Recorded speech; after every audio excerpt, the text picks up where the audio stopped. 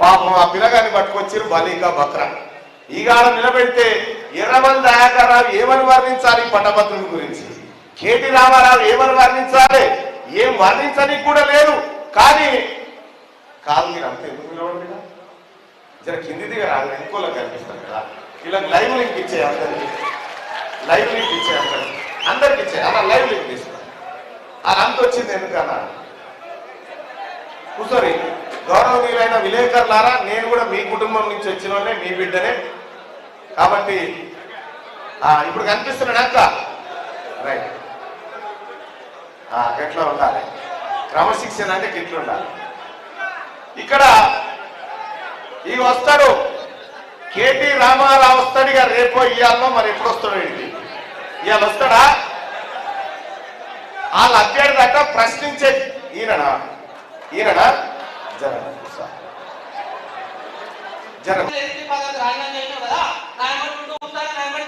నా దగ్గర ఉన్న బ్లాక్ మనీ అంతా నీకు పెడతా, నా బిడ్డపై జైలబడ్డదే నువ్వు ఎంఆర్టీసీ వాళ్ళని దగ్గర పెట్టుకుంటే నాకు సపోర్ట్ ఉండాలనే ఉద్దేశం అన్న ప్రశ్నించే గొంతు. ఇక్కడ ఈ ఇద్దరు ప్రేమేందర్ రెడ్డి బీజేపీ, ఆయన దగ్గర దమ్ము లేదు, ఆయన 65 ఏళ్ళు దాటిపోయినాయి. ఇంకో ఎదురు రాకేష్ రెడ్డి, ఆయన వరంగల్ జిల్లా టౌన్ తప్ప ఎక్కడ తెలియదు ఆయనకు, ఒక చిన్న ఎన్జిఓ పెట్టుకుని సేవ చేస్తున్నాడు. మరి ఎక్కడి బాధక్క నేను అడిగింది ఏంది అక్క, తీన్మార్ మల్లన్న ఈ పిల్లలకు ఉద్యోగాలు ఎప్పుడు ఇస్తావురా సన్నాసి అని కేసీఆర్ అడిగితే నా మీద 10 కేసులు పెట్టిండు. ఈ ఉద్యోగస్తులకు ఎప్పుడు ఎందుకు ఇస్తలేవురా 1 తారీఖు జీతాలు అన్నందుకు నా మీద 10 కేసులు పెట్టిండు. ఎట్లా దోచుకున్నావురా నువ్వు, జన్వాడ ఫామ్ హౌస్ చేయడానికి వచ్చింది, కందికాడ కవితకు ఫామ్ హౌస్ ఎట్లా వచ్చింది, అజీజ్ నగర్ కాడ హరీష్ రావుకు ఫామ్ హౌస్ ఎట్లా వచ్చింది, 60 ఎకరాల ఫామ్ హౌస్ 600 ఎకరాలు ఎట్లా అయింది రాబోయే అన్నందుకు మళ్ళీ కొన్ని కేసులు వేసిండు. ఉద్యోగాలు ఇవ్వమంటే కేసు.